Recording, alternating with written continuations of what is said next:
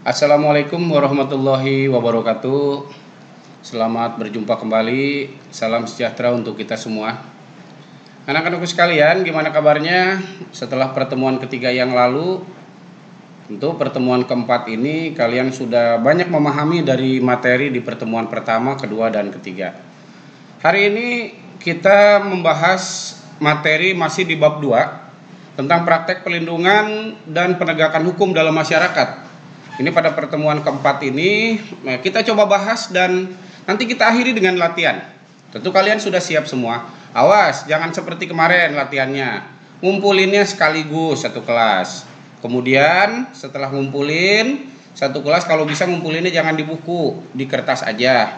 Dan ini jadi nilai buat kalian, karena pada akhirnya nanti di PTS akan kita ambil dari nilai harian. Salah satunya nilai seperti ini, nilai latihan dari materi per bab. Jelas ya?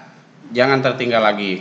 Jadi kita nanti kalau perlu nggak usah ada latihan lagi di materi bab 1 dan 2. Ini kita jadikan penilaian untuk nilai pada kegiatan penilaian tengah semester. Penilaian tengah semester tidak ada ujian PTS-nya, tapi dari penilaian harian seperti ini.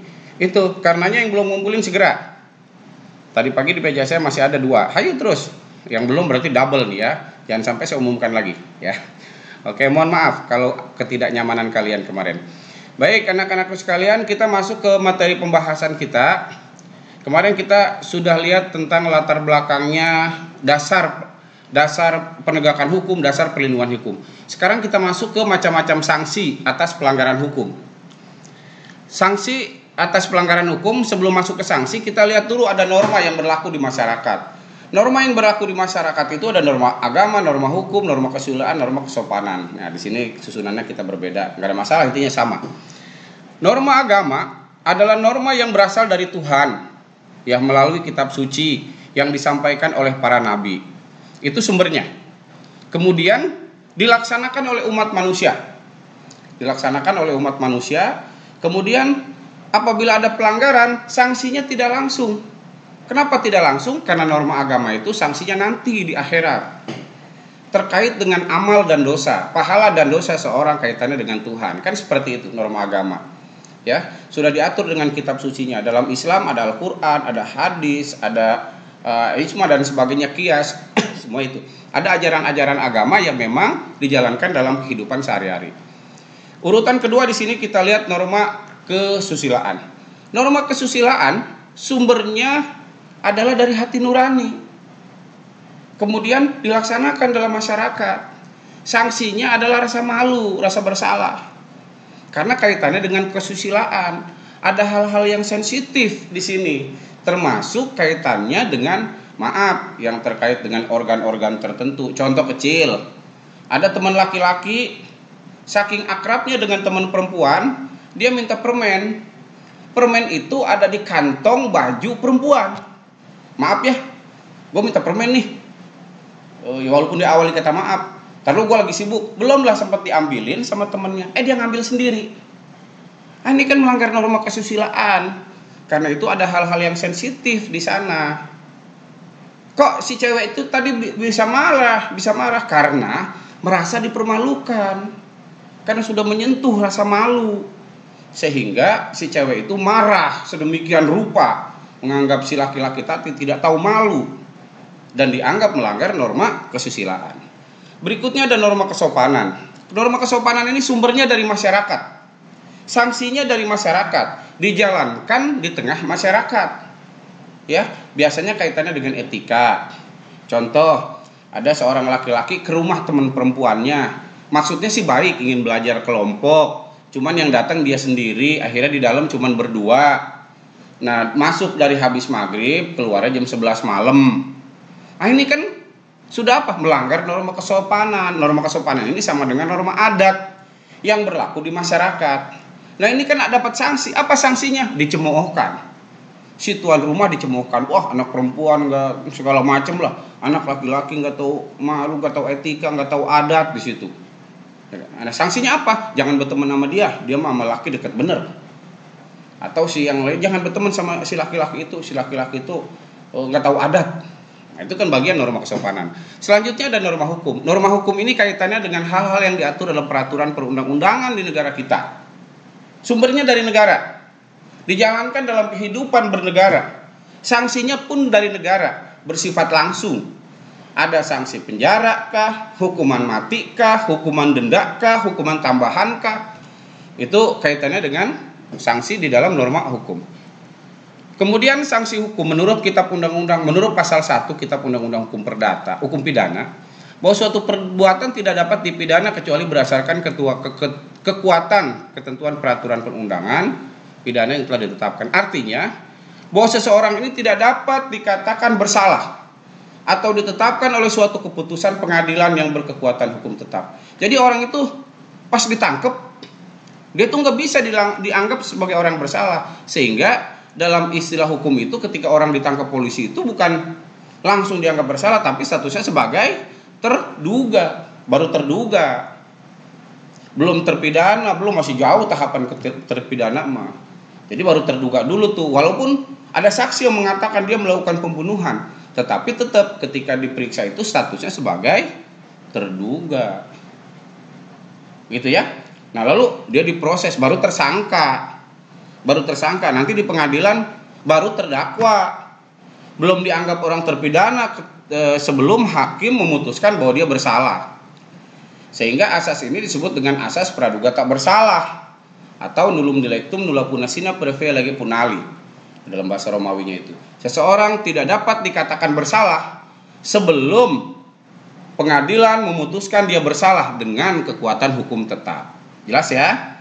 Jadi jangan bilang ketika orang ditangkap itu udah bersalah, belum. Ada pengadilan yang membuat dan menyatakan dia bersalah atau tidak bersalah. Dalam pidana kita lihat ada sanksi-sanksi hukum di sini. Ada sanksi pidana itu atau pidana pokok, ada pidana mati, ada pidana penjara, ada pidana kurungan, ada hukuman kurungan, ada hukuman denda dan hukuman tutupan. Hukuman mati adalah hukuman pidana yang diberikan kepada terpidana ya dengan cara ditembak sampai mati. Tetapi ini juga prosesnya nggak gampang. Seseorang diputus di pengadilan negeri, saudara dinyatakan bersalah dan saudara dipidana dengan pidana mati, maka dia akan berhak mengajukan banding ke pengadilan yang lebih tinggi, yaitu pengadilan tinggi. Di pengadilan tinggi hakim memutuskan dia dipidana mati, maka dia berhak mengajukan ke pengadilan yang lebih tinggi lagi, yaitu Mahkamah Agung, yang namanya kasasi. Dari kasasi dia dinyatakan bersalah di pidana mati, ada proses lain yang namanya PK, peninjauan kembali. Di PK dia dinyatakan bersalah, tetap dia harus dihukum mati, ada proses lain. Dia dapat mengajukan gerasi ke presiden. Gerasinya ditolak, baru dihukum mati. Nanti dikembalikan dulu. Kalau dulu yang menyidangkan Pengadilan Negeri Tangerang, maka dikembalikan dulu ke Kejaksaan Negeri Tangerang. Maka kejaksaanlah yang melakukan eksekusi mati. Dengan cara apa? Nanti diminta bantuan dari kepolisian, biasanya Kesatuan Brimob, yang untuk memberikan hukuman dengan cara menembak mati. Tempatnya dirahasiakan dan orang itu terpidana itu harus ditembak sampai mati. Dengan dihadiri tentu oleh eksekutornya, jaksanya, hakimnya, dokternya, ahli agamanya. Selanjutnya ada hukuman penjara. Hukuman penjara itu hukuman yang diberikan kepada terpidana dengan masa 0 sampai 20 tahun. Jadi hukuman penjara di Indonesia maksimal 20 tahun. Kalau dia ada tambahan jadi 30 tahun, nah ada hukuman mungkin dia pidana yang satu, pidana yang lain, jadi digabungkan jadi segitu, kumulatif namanya. Kalau hukuman kurungan, ya, hukuman yang diberikan kepada terpidana itu 0 sampai 1 tahun. Nah di penjara juga ada pidana penjara seumur hidup. Seumur hidup itu artinya apa? Iya, diberikan kepada terpidana seumur dia hidup, bukan sampai mati, bukan. Jadi kalau umur dia 40 tahun ya dipidanalah 40 tahun. Lanjut hukuman denda, hukuman pemberatan yang diberikan kepada pelaku pelanggaran. Ya, seperti denda ini dipajak. Denda ini seperti ditilang. Itu kan seperti itu.